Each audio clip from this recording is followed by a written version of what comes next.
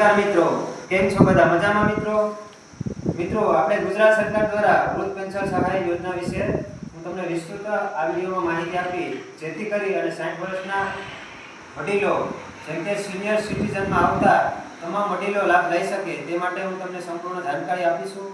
તો આ વિડિયો મારો જોતા રહેજો મિત્રો. ચાલો આપણે જોઈશું. આજે આપણે વાત કરવાની છે ગુજરાત સરકારની એક મોટી એવી એક લોકપ્રિય યોજના વિશે જેનું નામ છે વૃદ્ધ પેન્શન સહાય યોજના. જો તમારા ઘરના અથવા આજુબાજુના કોઈ પણ 60 વર્ષ કે તેથી વધુ ઉંમરના વડીલો છે તો તેને આ વિડિયો તેના માટે ખૂબ ઉપયોગી છે.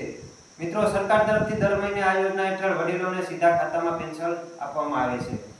મિત્રો, આજના આ 5 મિનિટના વિડિયોમાં આપણે માત્ર કામની વાત કરીશું કે પૈસા મળશે કોને અને કયા કાગળો જોઈશે. તો આ વિડિયો હમણાં જ લાઈક, શેર અને સબસ્ક્રાઇબ કરી દો.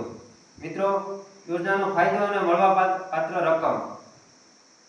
મિત્રો, સૌથી પહેલા એ જાણી લઈએ કે આ યોજના સરકાર તરફથી દર મહિને કેટલા રૂપિયાની સહાય મળે છે અને સરકાર આ સહાયને 2 ભાગમાં વહેંચે છે. મિત્રો, પહેલું, જે વડીલની ઉંમર 60 અને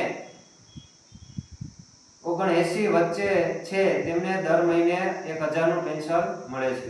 અને મિત્રો, બીજું છે, જે વડીલોની ઉંમર 80 વર્ષ કે તેથી વધુ હોય છે તેમને દર મહિને 1250 રૂપિયાનું પેન્શન મળે છે. મિત્રો, ખાસ વાત એ છે કે આ પૈસા કોઈ વચેટિયા વગર સીધા જ વડીલોના બેંક ખાતામાં અથવા પોસ્ટ ઓફિસના ખાતામાં દર મહિને જમા થઈ જાય છે. મિત્રો, લાભ મેળવવા માટેની શરતો. તો મિત્રો, હવે આપણે વાત કરીશું પાત્રતા એટલે કે આ યોજનાનો લાભ કોને મળી શકે અને તેના માટે મુખ્ય 4 શરતો મુજબ છે. તો મિત્રો, ઉંમર. અરજદારની ઉંમર ઓછામાં ઓછી 60 વર્ષ હોવી જોઈએ. મિત્રો, ક્યાંના વતની છે તે પણ આમાં ખાસ જરૂરી છે. મિત્રો, વડીલ છેલ્લા 10 વર્ષથી ગુજરાતમાં રહેતા હોવા જોઈએ. મિત્રો, આવક મર્યાદા. ગામડામાં રહેતા હોય તો પરિવારની વાર્ષિક આવક 1,20,000 રૂપિયા સુધીની અને શહેરમાં રહેતા હોય તો એને 1,50,000 રૂપિયા સુધીની હોવી જોઈએ. મિત્રો, પુત્રની શરત. તો અરજદારને 21 વર્ષ કે તેથી વધુ ઉંમરના કમાતા પુત્ર ન હોવા જોઈએ. જો પુત્ર શારીરિક અને માનસિક રીતે અક્ષમ હોય તો તેને પેન્શન મળી શકે છે. મિત્રો, જરૂરી દસ્તાવેજો. તો મિત્રો, હવે જ્યારે તમે ફોર્મ ભરવા જાવશો ત્યારે કયા ડોક્યુમેન્ટ સાથે રાખવાના છે અને તેની યાદી ખાસ જોઈ લો. તમે ચાહો છો કે આ સ્ક્રીનશોટ લઈ લેજો. મિત્રો, ઉંમરનો પુરાવો. શાળા છોડવાનું પ્રમાણપત્ર એટલે કે એલસી, જન્મ દાખલો અથવા લિવિંગ સર્ટિફિકેટ.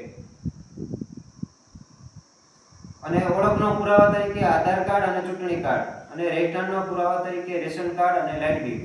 મિત્રો, આવકનો દાખલો મામલેદાર અથવા ટીડીઓ સાહેબશ્રી દ્વારા સક્ષમ અધિકારીનો જોશે. મિત્રો, અને તલાટીનો દાખલો ગુજરાતમાં 10 વર્ષ રહેવા અંગેનું અને પુત્ર ન હોવા અંગેનું તલાટી મંત્રીનો દાખલો. મિત્રો, અને બેંક એકાઉન્ટમાં વિગત જોઈએ તો બેંક અથવા પોસ્ટ ઓફિસમાં પાસબુકની નકલ જેમાં આઈએફસી કોડ લખેલો હોવો ફરજિયાત છે. મિત્રો, ફોર્મ ક્યાં ભરવું અને કેવી રીતે ભરવું તેની સંપૂર્ણ માહિતી હું તમને આપીશ. મિત્રો, આ યોજનાનું ફોર્મ ભરવું ખૂબ જ સરળ અને તમે 2 રીતે ફોર્મ ભરી શકો છો. મિત્રો, ઓફલાઈન રસ્તો. તમે તમારા વિસ્તારના મામલતદાર કચેરી અને જનસેવા કેન્દ્ર પર જઈ અને ફોર્મ મેળવી બધા ડોક્યુમેન્ટ જોડીને ત્યાં તમે સબમિટ કરી શકો છો.